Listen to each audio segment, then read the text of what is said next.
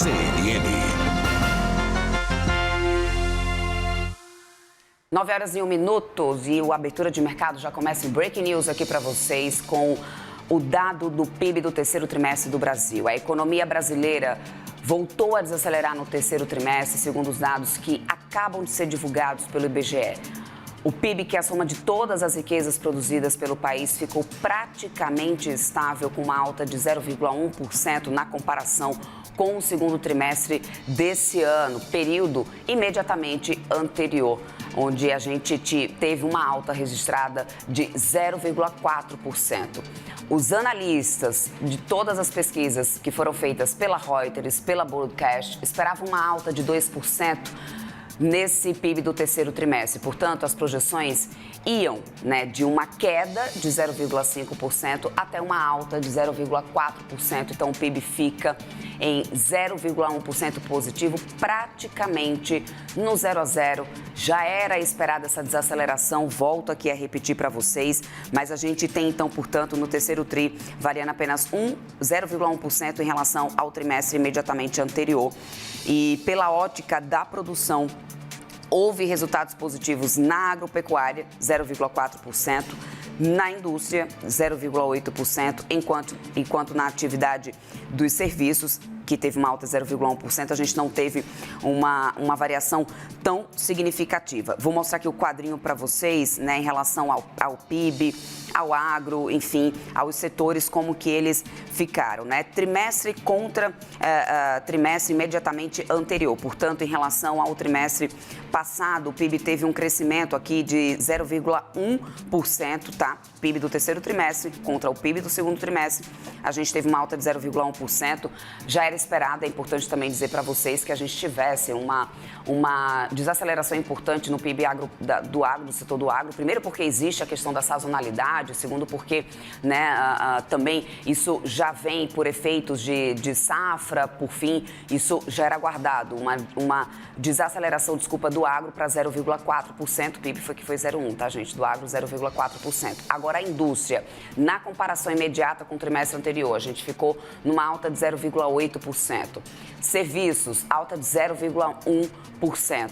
Consumo das famílias, 0,1% também. Então, portanto, são os principais dados que a gente precisa acompanhar aqui do PIB nesse momento.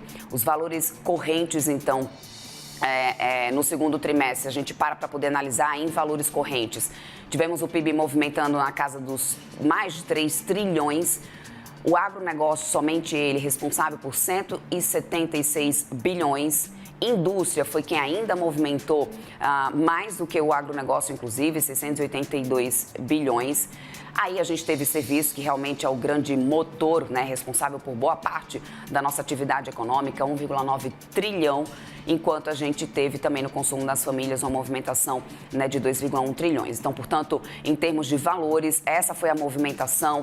O agronegócio, então, portanto, ficando em 0,4%. Lembrando que no segundo trimestre desse ano, a atividade do agronegócio tinha registrado uma desaceleração para 0,9%. Então, a gente saiu de 0,9% do agro no segundo trimestre para 0,4% agora.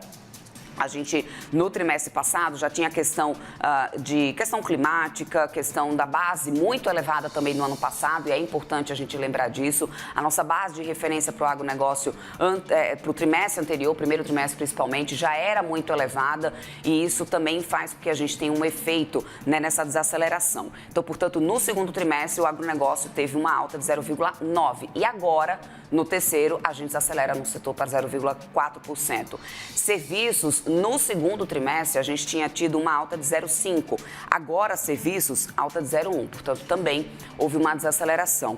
Agora, se a gente olha para a indústria, no trimestre passado, a gente tinha ficado no 0 a 0 ali com a indústria, numa estabilidade, enquanto que agora a gente teve aqui a indústria registrando 0,8% de alta nesse trimestre. Lembrando que também em relação ao número fechado do trimestre, no segundo tri, o PIB tinha crescido 0,4% e agora a gente tem uma alta de 0,1%, quando os analistas esperavam até 0,4% de crescimento.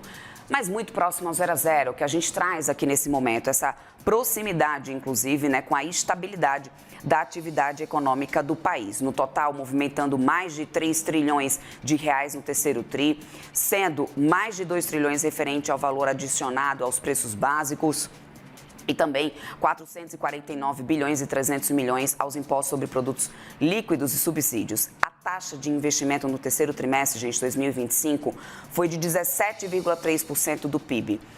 Ligeiramente abaixo dos 17,4% do mesmo trimestre de 2024. E aqui cabe um ponto altamente importante e preocupante da economia brasileira. A taxa de investimento do país segue sempre nessa marca que é muito baixa em comparação ao que a gente tem na média de países emergentes, ou seja, portanto, né, dos pares do Brasil. E é uma preocupação, obviamente, porque isso acaba, né, tendo efeito diretamente em termos de capital próprio e, no final das contas, isso resulta, obviamente, no impacto da gente não conseguir ter uma atividade econômica, né, crescente, né, sempre tendo essas oscilações e o que muitos economistas costumam também chamar de voo de galinha. Então, portanto, a taxa de investimento, que já tem um histórico baixo no país, também desacelerou em relação à comparação trimestral, né? Ficando nesse terceiro trimestre em 17,3%, abaixo dos 17,4% do mesmo trimestre de 2024. A taxa de poupança foi de 14,5%, igual, portanto, a do terceiro tri de 2024. A gente não teve uma mudança em relação a isso. Em relação ao mesmo trimestre de 2024, então, portanto, a gente teve o PIB avançando 1,8%. Então, comparando com o mesmo trimestre do ano passado, o PIB teve, né, uma aceleração de 1,8%.